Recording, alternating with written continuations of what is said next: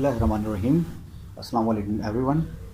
I am Mohammad Farooq Yaseen, lecturer in physics from Government Degree College Malir. आज हम बात करेंगे second year physics chapter number 19 nuclear physics. इसका एक बहुत इम्पॉर्टेंट टॉपिक है न्यूक्लियर रिएक्टर। ठीक है, तो आज मैंने न्यूक्लियर रिएक्टर डिस्कस करना है। अच्छा जी, तो न्यूक्लियर रिएक्टर है क्या जी? न्यूक्लियर रिएक्टर है क्या? It is a device to produce atomic energy for industrial and other useful purpose. ये एक ऐसी डिवाइस है जो बेसिकली एटॉमिक एनर्जी प्रोड्यूस करती है। फिर बाद में इस एटॉमिक एनर्जी को हम किसी भी पर्पस के तौर पे यूज़ कर सकते हैं। For example normally nuclear reactor जो कैनट Karachi electrical nuclear power plant Karachi में काम कर रहा है, तो वहाँ पे बेसिकली इस एटॉमिक एनर्जी को आप कन्वर्ट करते हैं इलेक्ट्रिकल एनर्जी में, क्योंकि आप law of conservation of energy पढ़ के आ चुके हैं। एनर्जी को हम एक फॉर्म से किसी दूसरी फॉर्म में बआसानी कन्वर्ट कर सकते हैं। तो न्यूक्लियर रिएक्टर बेसिकली क्या है? It is a device to produce atomic energy for industrial and other useful purpose.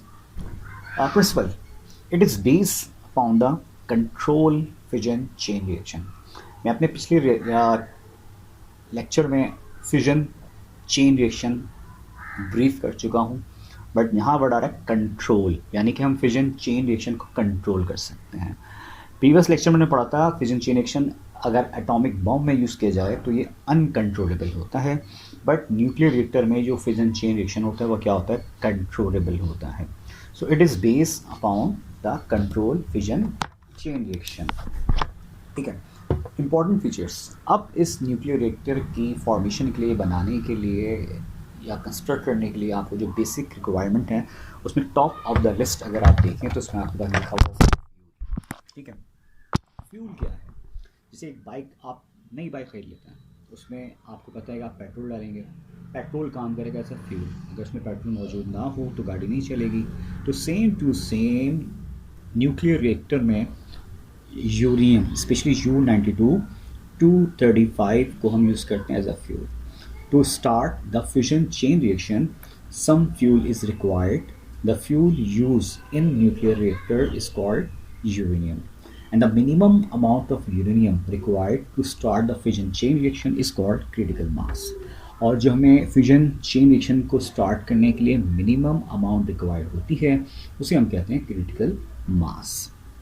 अच्छा, फिर आपको याद होगा न्यूक्लियर फिजन चेन रिएक्शन में क्या होता है? यूरेनियम से टकराता था, कोलाइड करता था एक स्लो मूविंग न्यूट्रॉन, देन वो कन्वर्ट होता था बैरियम में, क्रिप्टॉन में और 3 फास्ट मूविंग न्यूट्रॉन्स में। तो ये 3 फास्ट मूविंग न्यूट्रॉन जाके फिर टकराते थे, फिर कोलाइड करते थे और एक प्रोसेस चलता रहता था। तो उसमें जो सेकंड चीज़ है उसको हम कहते हैं मॉडरेटर। मॉडरेटर क्या होता है? मॉडरेटर बेसिकली वो सब्सटेंस होती हैं जो इन न्यूट्रॉन्स की स्पीड को कंट्रोल करती हैं, जो इन न्यूट्रॉन्स की स्पीड को स्लो डाउन करती हैं। During each fission 3 neutrons are produced. Their neutrons are fast moving neutrons and slowed down in the medium called moderator। तो वो सब्सटेंस जो न्यूट्रॉन की स्पीड को स्लो करने के लिए यूज़ की जाती हैं उन्हें हम मॉडरेटर कहते हैं। और मॉडरेटर के तौर पे हम यूज़ कर सकते हैं हैवी वाटर कंटेन ड्यूटेरियम, इसके अलावा ग्रेफाइट की रॉड्स। आपको याद होगा जैसे पेंसिल के आगे, पेंसिल के अंदर जो होता है बेसिकली ग्रेफाइट होता है। ठीक है, तो मॉडरेटर के तौर पे हम ग्रेफाइट या हैवी वाटर को यूज़ कर सकते हैं। अब बात करते हैं थर्ड चीज़ सब्सटेंस की, जिसको हम कहते हैं कूलेंट। कूलेंट से क्या मराद है? जाहिर सी बात है, जब एक फिजन रिएक्शन होता है, एक न्यूट्रॉन टकराता है यूरेनियम से, तो आपने पढ़ा था, अगर आपको याद हो, 1 kg यूरेनियम कितनी एनर्जी ट्रांसमिट करता है? 1 kg uranium equal to 3 multiply by 10⁶ kg coal, यानी कि 3 × 10⁶ kg कोयला आप जलाते हो, उससे जो एनर्जी इमिट होती है वो एनर्जी आप 1 kg यूरेनियम से बआसानी हासिल कर सकते हैं। तो सोचें कि ये रिएक्टर कितना हार्मफुल भी हो सकता है आपके लिए। खैर, a huge amount of heat is produce in a reactor core as a result of fission taking place in the nuclear fuel. To remove this large quantity of heat, material are called required, which are called coolant. जैसे एक fusion reaction के बाद आपने पढ़ा था, एक neutron जब टकराया यूरेनियम से, उसमें कन्वर्ट हुआ neutron, barium, krypton, 3 fast moving neutron और हाईली अमाउंट ऑफ एनर्जी। अब उस एनर्जी को आपने न्यूक्लियर रिएक्टर से बाहर निकालना होता है। अगर आप न्यूक्लियर रिएक्टर से उस एनर्जी को बाहर नहीं निकाल पाए तो वो न्यूक्लियर रिएक्टर ब्लास्ट हो सकता है। तो उस एनर्जी को उस रिएक्टर से बाहर निकालने के लिए हम जो सब्सटेंस यूज़ करते हैं उसको हम कहते हैं कूलेंट। और कूलेंट बेसिकली करता क्या है, दिस कूलेंट एब्जॉर्ब हीट। ये कूलेंट क्या करता है, हीट एब्जॉर्ब करता है and transfer it to outside the core, और आउटसाइड द कोर ट्रांसफर कर देता है। The materials commonly used as coolant are light water, heavy water, liquid metals such as sodium or sodium potassium alloys or mercury. Certain organic liquids and gases are also used in coolant. ठीक है। अब हो ही सकता है कि for example nuclear reactor के अंदर control fission chain reaction चल रहा हो, वहाँ पे हमने मॉडरेटर भी यूज़ किया न्यूट्रॉन की स्पीड को स्लो डाउन करने के लिए, हमने कूलेंट भी यूज़ किया, बट उसके बावजूद भी सिस्टम अब आके कंट्रोल नहीं हो पा रहा।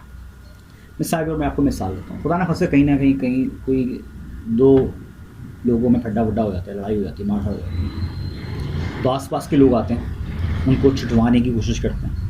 ठीक है, वो थोड़ा सा जो लोग हैं वो रजिस्ट कर रहे होते हैं। जब वो रजिस्ट कर रहे होते हैं तो बेसिकली वो ऐसा काम करें मॉडरेटर, ठीक है, उनकी स्पीड को क्या करें, स्लो करें। ठीक है, बट लेट्स सपोज 2 बंदे करके कंट्रोल में नहीं आ रहे, किसी ने क्या किया भाई, अब जनाब पुलिस को फ़ोन कर दिया, अब पुलिस आती है, उन 2 बंदों को पकड़ के ले जाती है। अब जहाँ जो पुलिस है वो एक्चुअली काम करेगी एज अ कंट्रोल लॉर्ड्स, और जो लोग थे वो काम कर रहे थे एज अ मॉडरेटर, वो उनकी स्पीड को, उस झगड़े को स्लो कर रहे थे। मगर पुलिस ने आके पूरा झगड़ा ख़त्म कर दिया, उठा के पकड़ के लेके चले गए। तो सेम टू सेम जब स्लो मूविंग न्यूट्रॉन टकराता है यूरेनियम से, उससे निकलता है बेरियम, क्रिप्टॉन और 3 फास्ट मूविंग न्यूट्रॉन। तो हम उन 3 फास्ट मूविंग न्यूट्रॉन की जब स्पीड को स्लो करते हैं तो रिएक्शन कंट्रोल हो जाता है। बट फिर भी स्लो होने के बावजूद भी सिस्टम आपके कंट्रोल में नहीं है, तो अब हम क्या करते हैं, उस रिएक्टर के ओर के अंदर कंट्रोल रॉड्स को इन करते हैं।